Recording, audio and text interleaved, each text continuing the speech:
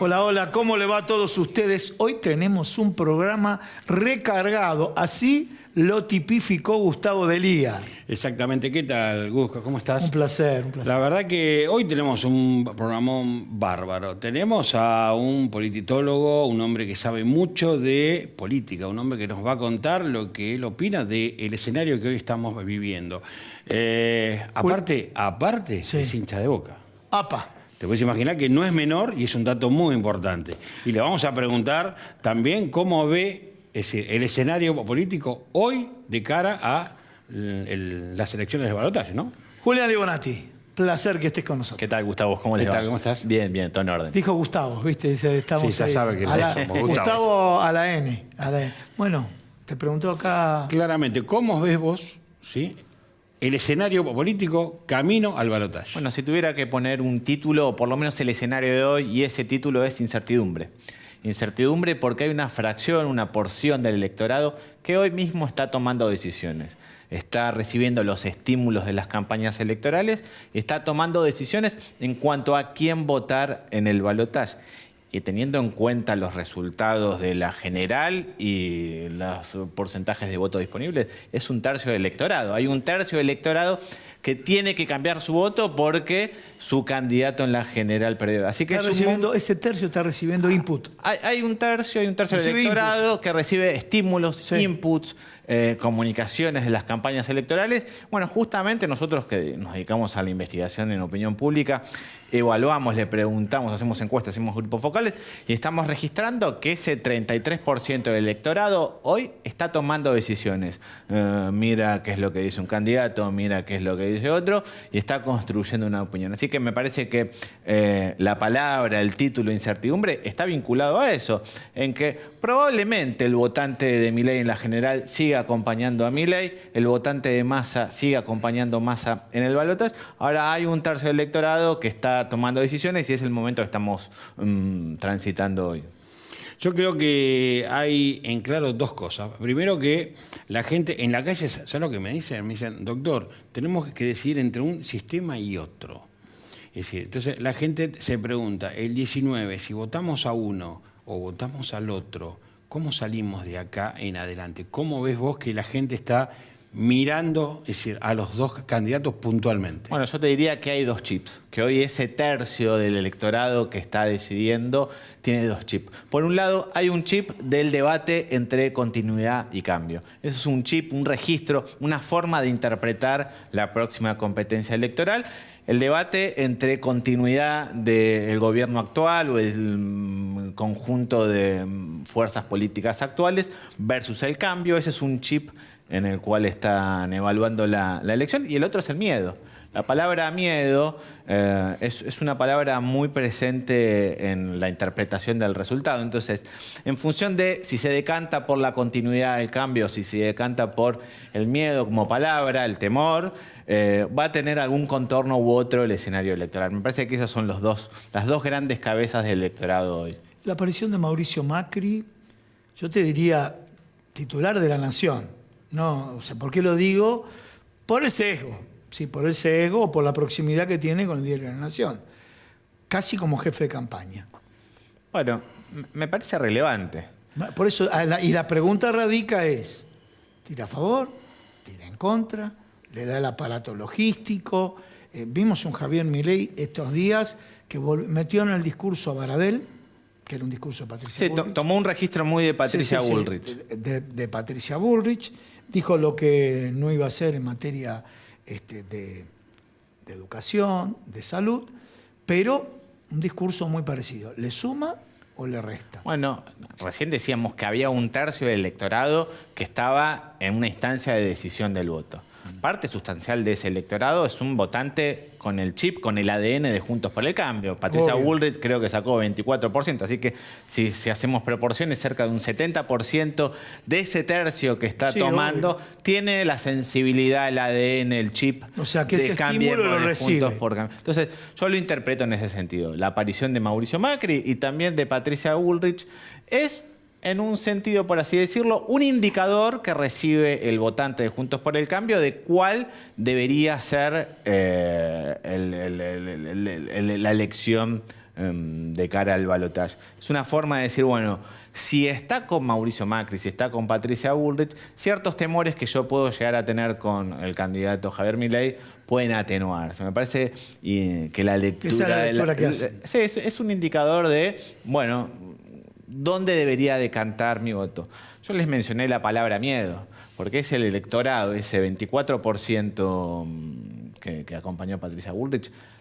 La verdad... En ese 24 está la Unión Cívica Radical, vamos a poner más nombres. Está la Unión Cívica Radical dividida, ¿sí? En ese 24. Están los que votaron a Horacio Rodríguez Larreta, que acompañó a Patricia Bullrich, pero un Larreta que dijo, muchachos, este dijo de todo de mí, este dijo cualquier barbaridad, le dijo los radicales son unos viejos meados. Entonces, todos pueden pedir perdón, pero no tan rápido. En 24 horas es difícil pedir perdón, me parece a mí, ¿no? Bueno, vos mencionaste un grupo político relevante.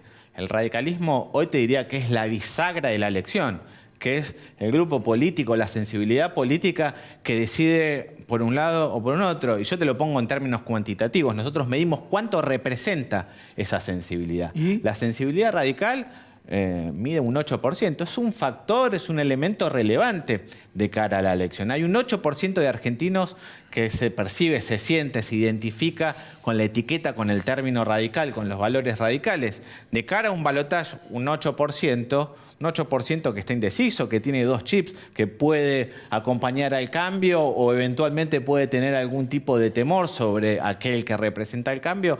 Es un valor relevante. Me parece que si tuviéramos que mirar de perspectiva o en perspectiva la próxima elección, tenemos que ver o evaluar qué están pensando, qué están sintiendo, qué están evaluando realizar los radicales, o por lo menos aquellos que se identifican como radical. Y esto lo digo porque muchas veces hay una diferencia entre la dirigencia y aquellos que se identifican, los electores. Hoy una parte sustancial del electorado radical, de aquellos que se identifican como radical, algunos nos dicen que van a acompañar a Massa, un cuarto de ellos, algunos nos dicen que van a acompañar a Milei, un 40% de ellos, y el resto está en la nebulosa. Entonces me parece importante identificar o evaluar qué es lo que va a estar haciendo ese grupo político, esa sensibilidad política para tener en cuenta un contorno final de la elección y del balotaje. Julián, el otro día escuché a Randazzo, que hablaba del voto federal y que él le decía el voto federal a el interior del país, que muchos, dice él, que fueron debajo del paraguas de Schiaretti. ¿Cómo ves ese electorado? Bueno, vos diste en la clave.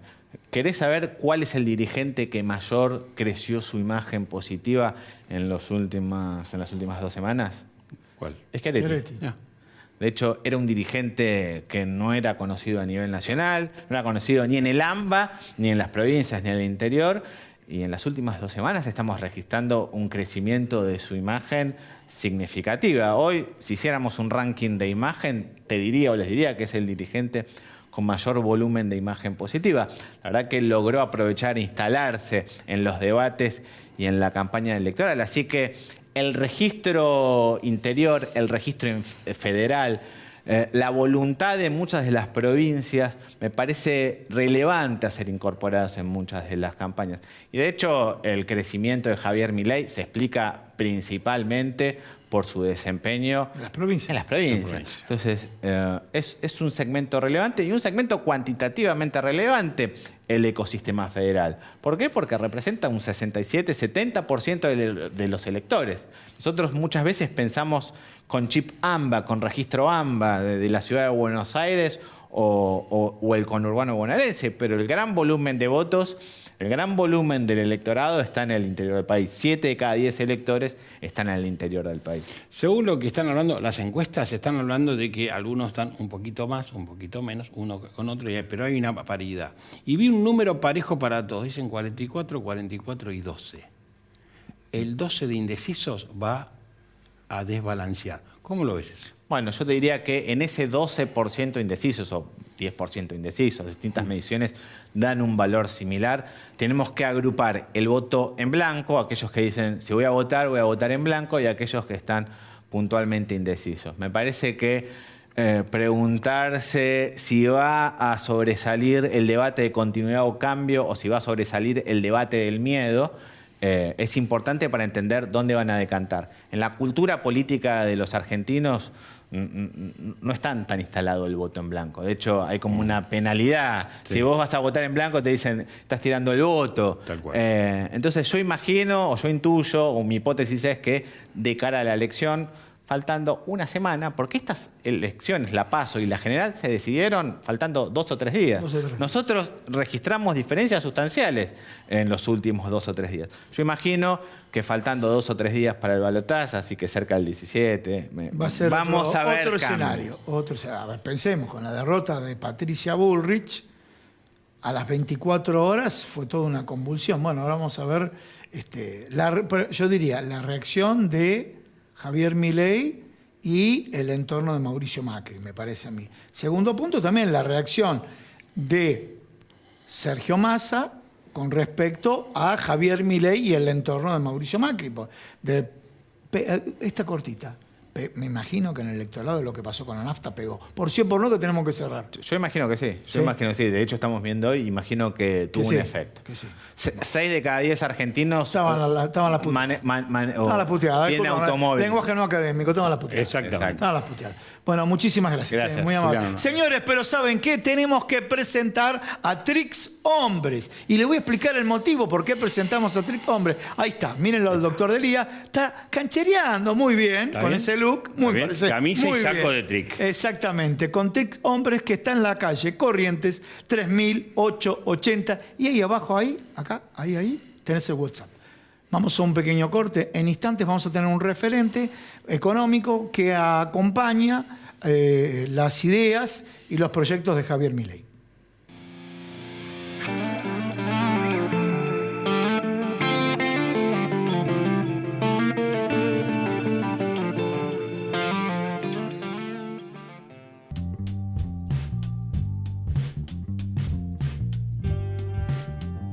Prendete a XLFM.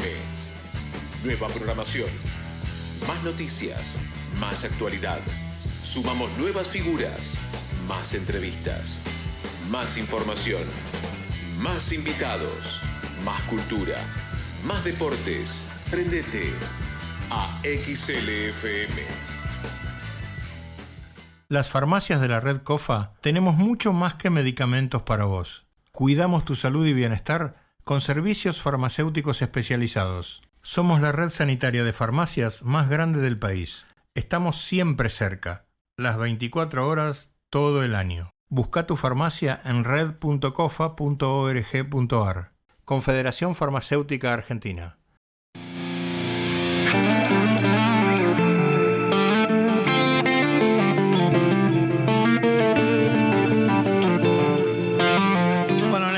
Segundo bloque, acá con el doctor Gustavo Delía. Estamos con Agustín Echevarne, ¿no, Gustavo? Un referente del equipo, de los economistas que acompañan a Javier Milei. Exactamente. La verdad que una persona que va a tener mucho trabajo si es que sale electo Javier Milei, porque creo que en materia económica hay que arreglar y mucho, eso creo, ¿o no? Sí, pero déjeme hacer una aclaración. Yo no estoy en el equipo de Javier Milei. Nosotros estamos en la Fundación Libertad y Progreso y colaboramos con los equipos, también con el de Patricia Bullrich, con el de Melconian y con el de Javier. Claro, ahora en este momento el que en queda este escenario están... de esos 3 equipos, el que está quedando es el de Javier. Claro. Pero nosotros somos independientes y colaboramos en realidad con cualquiera que quiera cambiar a Argentina en la dirección de tener un sistema mucho más libre.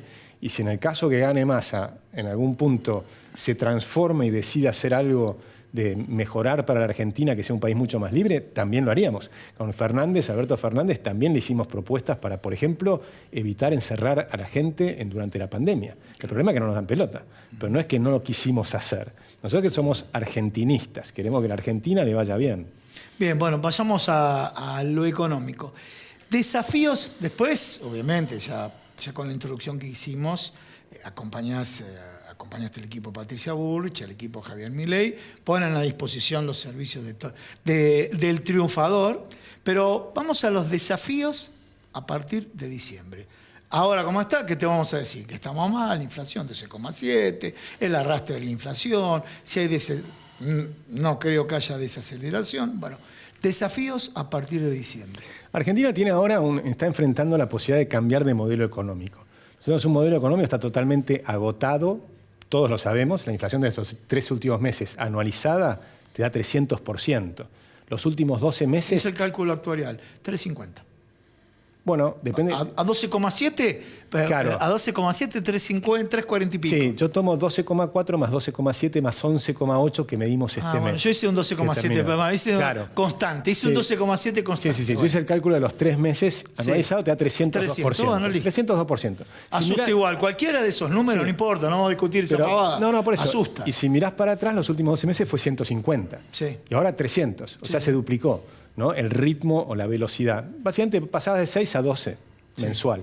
Bueno, Sí. el problema es que vos estamos en un proceso hiperinflacionario y nos falta el último pedazo. Es decir, ya estamos en un 70% de avance en el proceso hiperinflacionario, que es el proceso de fuga del dinero. Pero ese último pedacito que nos falta es el más grave de todos y es el que te provoca inflaciones de 100% mensual o lo que fuere. Que eso lo estás tratando de evitar, eso por un lado. Pero esa es la tormenta donde estamos hoy. Pero la pregunta es, entramos a la tormenta. De la tormenta, algún momento vamos a salir. Pero la pregunta es, ¿con qué país salimos? ¿Con qué modelo de país salimos? Salimos con un país que pretende ser un país libre, que esté entre los primeros 10 o 15 países más libres de la Tierra. Eso fue lo que hizo Irlanda. Y entonces vas a tener 3 o 4 décadas de crecer al 7% anual y pasar a Estados Unidos. Irlanda pasó de ser más pobre que Argentina a ser más rica que Estados Unidos. Esa es una opción. Medido en PBI per cápita. Medido en PBI per cápita. Entonces, y además medido en todo, porque tiene mejor expectativa de vida al nacer. Es decir, Sí, la los mejoría indicadores de salud. es impresionante. Entonces, tenés esa posibilidad o continuar en el modelo actual de un Estado intervencionista, un Estado que te fija los precios, un Estado que al fijarte los precios controla las ganancias de los empresarios, y cuando el Estado controla las ganancias de los empresarios, entonces, por supuesto, es un modelo de corrupción, porque no es inocente. Cuando vos te fijas en el precio de la nafta y te dicen, bueno, obviamente después de 3 meses las empresas pierden plata y hay escasez, pero te hacen escasez de dólares también, te fijan el precio del dólar y te generan escasez. El Banco Central pierde todos los dólares que tenés, y el Banco Central es el que fija a quién le da dólares y a quién no. Entonces el poder del Estado es gigante, el poder del ministro, del secretario de Comercio es gigante y se llenan de dinero porque hacen corrupción. Entonces este es un modelo de corrupción fenomenal, que el Fondo Monetario lo calcula en términos de 5 o 6 puntos del PBI. Estás hablando de que se roban 20.000 millones de dólares al año. ¿Cómo se lo roban? Mirá las importaciones. Tenés 80.000 millones de dólares. Si vos a uno le das la CIRA y al otro no, te cobra un peaje. ¿Cuánto es el peaje? Preguntá, hablá con los importadores. ¿Por qué nadie investiga? Cualquier importador que hablas te dicen que te cobran un peaje 10, 12, 15%. Dicen eso. Y después, bueno, haz el cálculo. Estás hablando de 80.000. Escuché, bueno, uno le pregunta a uno. Bueno, pero digamos el periodismo investigador, ¿por qué no? Hay que investigar esas cosas, ¿no? Porque acá hay un modelo de corrupción, de robo fenomenal. Entonces lo que hacen es un sistema donde el Estado interviene y el Estado decide quién gana y quién pierde. Entonces cuando Goebbels, que era el nazi, decía, cuando vos controlás las ganancias de los empresarios, les controlás las almas a los empresarios. ¿Sí? Entonces, por lo tanto, decís quién gana, quién pierde. No es inocente, no es que simplemente son ignorantes en economía. No, no es un modelo inocente, es un modelo de corrupción, que eso es lo que hay que comprender. Entonces tenemos esos dos modelos y la pregunta es cuál es el que queremos. Sí, creo que es un momento crucial a la hora de, sabiendo el análisis que vos acabás de hacer, Agustín, nos encontramos con una disyuntiva, ¿sí? O cambiamos radicalmente el modelo o el que está tiene que cambiar. ¿Cuál ves de los dos escenarios que más proclive? Yo creo que la gente está buscando la solución al 19 de noviembre. ¿Cómo ves vos el escenario? Bueno, yo veo que tenés dos temas. La mayoría de los argentinos quiere un cambio. Vos mirás cómo votó la gente, 60% quiere un cambio. Pero del otro lado le propusieron la campaña del miedo. Entonces ahora tenés, si vos decís, ¿queremos un cambio o no queremos un cambio? La gente quiere un cambio. Ahora si vos decís, ¿a quién le tengo más miedo? Y empezás a hacer la campaña del miedo y decís, no, en vez de 60 pesos le voy a cobrar 1.000 pesos, en vez de no sé qué, y empezás esa campaña del miedo, me van a sacar todo lo que tengo, lo poquito que tengo me lo van a sacar, y entonces ahí la gente se asusta y no sabe bien qué hacer. ¿Puedo interrumpirte ahí? Pero sin embargo, Mauricio Macri, después en análisis político lo emplearemos, pero Mauricio Macri dice, bueno, alternativa 1, Sergio Massa, venimos a 100, nos chocamos contra la pared. Alternativa 2, estamos con Javier Milei, nos tiramos del auto en movimiento, pero no sabemos el resultado. Cuando hacen ese tipo de comentarios, también no deja de ser un concepto de campaña de miedo. Para el votante que le digan las dos cosas son malas. Es que yo creo que hay que decir, a mi juicio, Javier dice la verdad. Los políticos no dicen la verdad. Entonces él dice la verdad. Nosotros vamos a ir a una crisis porque estamos en medio de una tormenta y va a ser complicado salir de esta tormenta y tenés que hacer el ajuste. Entonces él te dice la verdad. Y es cierto, Argentina, venga quien venga, lo que viene va a ser muy difícil. Con cualquiera de los dos, los primeros 3-4 meses van a ser muy duros. Porque si gana Massa también va a ser muy duro, porque también va a ser el ajuste. Y Massa es maquiavélico. Y el capítulo 8 del Príncipe te dice hacer mal de golpe y el bien de a poco. O sea, si hay algo que leen los políticos es porque es chiquitito así. Entonces, como es chiquito, el Príncipe Maquiavelo lo leen. Entonces él dice, entonces es muy simple, vos haces el mal de golpe, que es lo que hizo Duhalde, ¿no? Con Remes-Lenikov. Mirá lo que hizo Duhalde. Remes-Molotov.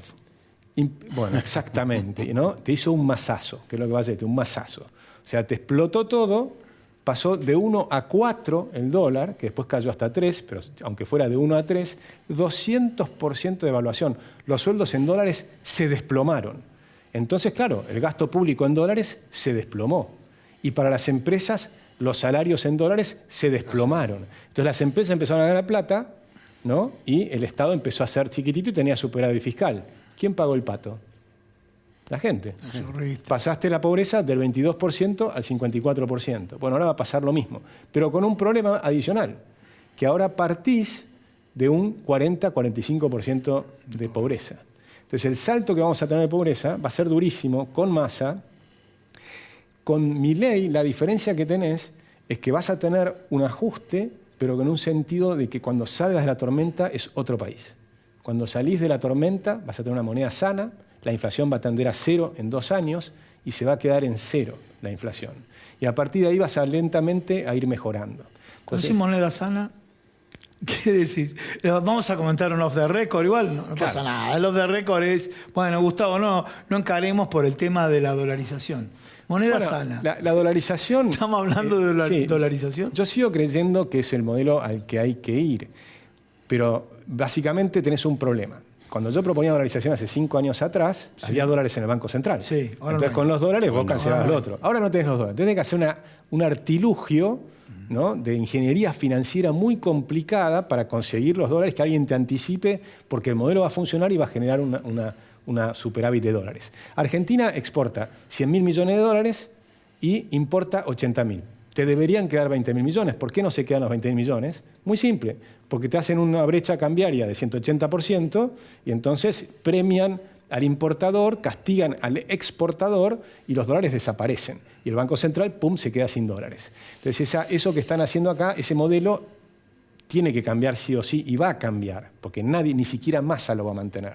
Van a cambiar ese modelo porque han destruido el Banco Central y están destruyendo toda la economía. La diferencia es que si vos terminás dolarizando, suponte que no sea al principio, porque además necesitas consenso político y lógicamente Javier sacó 30%.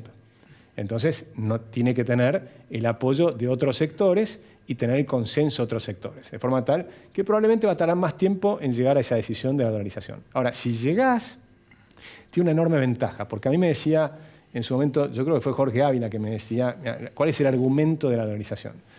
Suponte que hacemos todo bien sin dolarizar. Me pregunta, ¿qué va a pasar con el Banco Central? No, si liberamos el tipo de cambio, hacemos las cosas bien, vas a recuperar 50.000 millones de dólares en el Banco Central. Se va a capitalizar el Banco Central. Perfecto, si se ganas un segundo mandato, bueno, otros 50.000 millones de dólares. Vamos a terminar con 100.000 millones de dólares en el Banco Central. Bueno, el tercer mandato gana un populista y se patina los 100.000 millones. Entonces, la dolarización es decir, impedir que si viene un populista, se patine el ahorro de los argentinos. ¿No hay populistas con distintas extracciones, populistas de derecha y de izquierda? Sí, por supuesto. Puede haber populistas de derecha y de izquierda y hay elementos de populismo de muchos temas, pero el populismo de izquierda te genera un programa económico que te destruye la sociedad, que es el actual. populismo de izquierda te destruye la sociedad. Después tenés un tema que es ser popular, que no es ser populista, que es una cosa diferente. Sí, una correcto. cosa es ser popular, otra cosa es ser populista, ¿no? O sea, pero es verdad, el populista, por ejemplo, no te dice la verdad. Ahora, hay otros, Javier Milei te dice la verdad.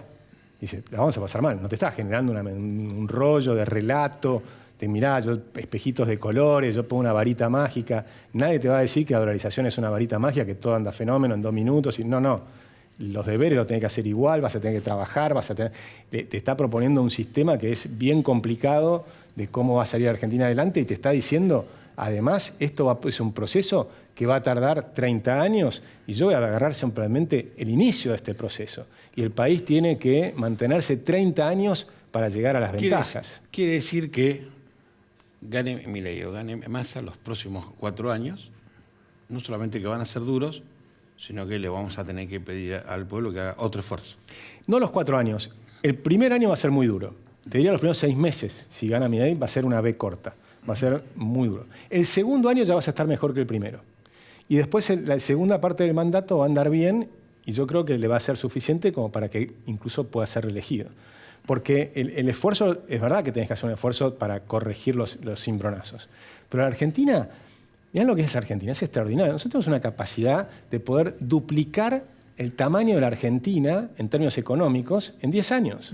¿Por qué? Podemos mirar la cordillera y la mitad se explota en Chile y la mitad está infraexplotada en Argentina. Si sacás la parte ideológica que te impide producir, exportaríamos 30.000 millones de cobre, pero además del cobre tenés oro, zinc, plata, tenés el litio, tenés vaca muerta. Mirás el mar, podríamos hacer acuacultura. Tenemos 0 de acuacultura. Chile tiene salmón, krill, exporta a todo el mundo el pescado chileno, el nuestro no, se lo llevan los chinos sin pagar. Entonces es un desastre lo que estamos haciendo. Si vos ordenás las cosas, Argentina tiene un camino extraordinario de éxito hacia el futuro. Agustín, muchísimas gracias por haber venido al programa. ¿Te parece nos despedimos de la gente? La verdad que sí, la verdad que un programón el día de hoy, ¿no? Sí, totalmente. Un programón, señores. Tengo que hacer, me toca a mí, los agradecimientos a Windsor, Sastrería Windsor, que está ubicado en la calle Maipú 843. Saco y camisa de Sastrería Windsor. Chao.